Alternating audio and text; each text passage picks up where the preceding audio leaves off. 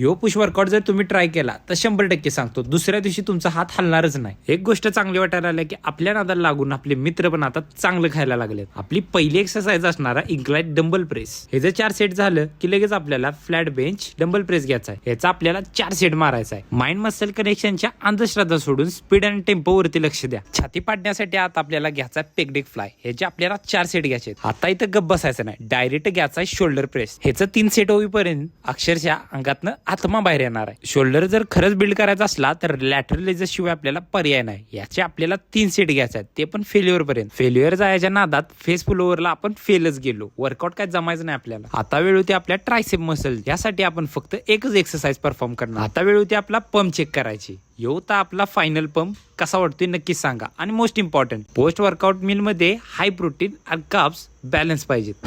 येऊता आपला एपिसोड 38. आता भेटू उद्याच्या ब्लॉग मध्ये.